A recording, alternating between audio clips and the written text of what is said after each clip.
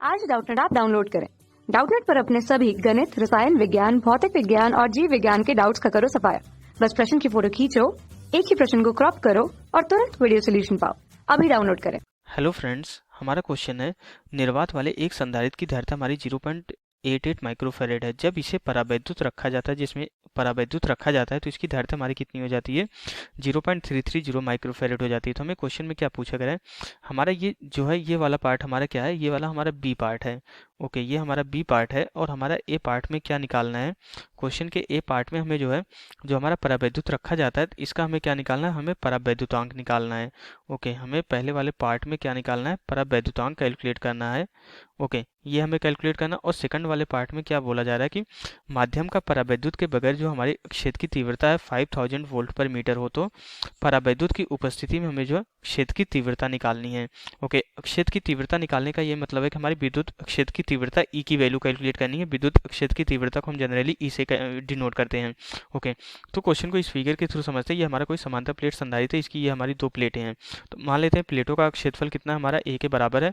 और यहाँ पे दोनों प्लेटों की जो बीच की दूरी हमारी किसके बराबर है? डी के बराबर है। ओके, अब यहाँ पे जब हमारा जो है जब एयर है, जब हमारा यहाँ पे हवा है, तो हवा की कंडीशन हम मान लेते हैं हमारी जो संधारित्र की धारिता कितनी है? सी नॉट के बराबर है। तो फिर उसके बाद क्या किया जाता है, इसमें यहाँ पे जो है एप्सिलॉन आर का मान लेते हैं। एप्सिलॉन आर का कोई परावैद्युतांक रख दिया जाता है। इसमें कोई परावैद्युत पदार्थ रख दिया जाता है जिसका परावैद्युतांक हम मान लेते हैं एप्सिलॉन आर के बराबर है। तो हमें यही एप्सिलॉन आर कैलकुलेट करना है।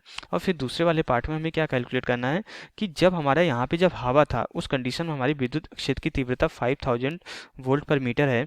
तो जब हमारा जो है यहाँ पे एप्सिलॉन आर का माध्यम आ जाता है, तो उसकी उपस्थिति में हमारी हमारी क्या कैलकुलेट करनी है? विद्युत क्षेत्र की तीव्रता कैलकुलेट करनी है।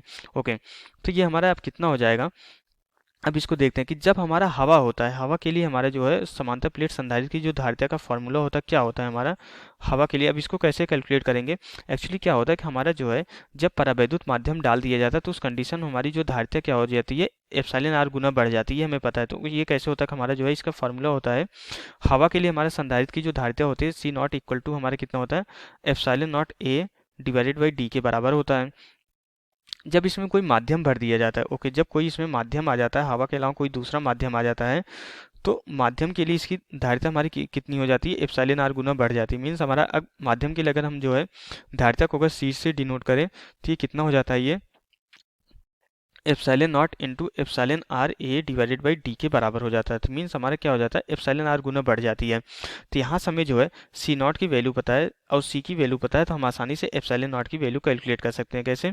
यहाँ पे हमारा क्या हो जाएगा? ये epsilon not a divided by D की जगह हम क्या लिख सकते हैं? सी नॉट लिख सकते हैं। तो इक्वल टू हमारा कितना हो जाएगी? ये epsilon r into c not के बराबर हो जाएगा। तो जो हमारे एप्सिलॉन आर की वैल्यू हो जाएगी, एप्सिलॉन आर हमारा कितना हो जाएगा? यही एप्सिलॉन आर हमें पहले पार्ट में कैलकुलेट करना है, तो सी डिवाइडेड बाई हमारा कितना हो जाएगा? सी नॉट के बराबर।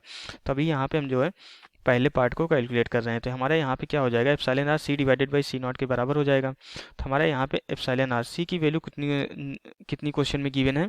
जब हमारा जो है माध्यम आ जाता है, तो उस कंडीशन में हमारी धारिता कितनी हो जाती है? 0.330 माइक्रोफैरेड के बराबर हो जाता है। और जब हमारा जो है हवा है, तो उस कंडीशन में हमारी जो धारिता है कितनी है? 0.088 जो है माइक्रोफैरेड के बराबर है। जब इसको सरल करते हैं, तो जो हमारा परावैद्युतांक कैलकुलेट होकर आता है, कितना आ जाता है? हमारा एप्सिलॉन आर इक्वल टू जो है कितना हो जाता है? ये हमारा जो है 3.75 के बराबर आ जाता है। इसकी कोई यूनिट नहीं होती परावैद्युतांक की। तो यहाँ पे 3.75 के बराबर हमारा क्या आ जाता है? परावैद्युतांक। तो यहाँ से हमारा जो है पहला पार्ट क्वेश्चन को सॉल्व हो जाता है। अब दूसरे पार्ट में हमें क्या करना है? जब हमारा जो है एप्सिलॉन आर का माध्यम डाल दिया जाता है, तो उस कंडीशन में हमें यहाँ पे जो है विद्युत क्षेत्र की तीव्रता कैलकुलेट करनी है। ओके, तो हम यहाँ पे इसको कैसे कैलकुलेट करेंगे, अभी हम ये देखते हैं।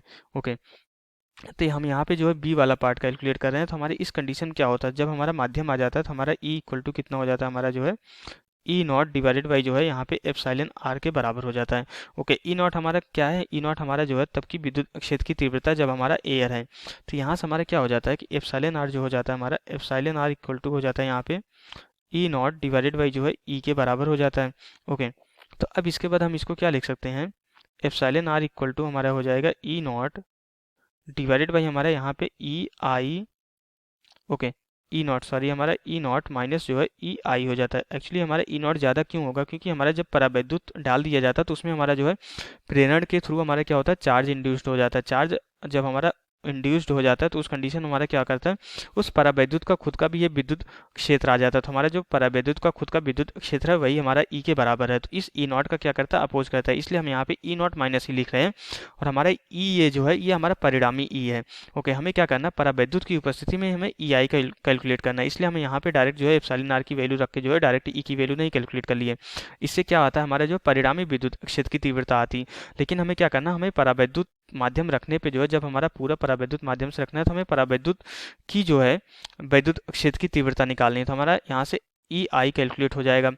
तो हम क्या करेंगे, यहाँ से जो है अब हम यहाँ पे जो है क्रॉस मल्टीप्लाई कर देंगे। तो ये कितना हो जाएगा हमारा, यहाँ से epsilon r into e not minus जो है epsilon r into e i equal to हमारा कितना हो जाएगा, एप्सिलॉन सॉरी ई नॉट के बराबर हो जाएगा। अब यहाँ पे हम क्या करेंगे, अब यहाँ पे जब हम यहाँ पे जो हमें एप्सिलॉन आर हमें ई आई कैलकुलेट करना है तो इसको राइट हैंड साइड पे शिफ्ट कर देंगे और ई नॉट को लेफ्ट हैंड साइड पे ला देंगे। तो ये कितना हो जाएगा हमारा, epsilon r e i equal to कितना हो जाएगा, यहाँ पे epsilon r minus one into e not हो जाएगा। हमने ई नॉट को कॉमन ले लिया क्योंकि दोनों में था।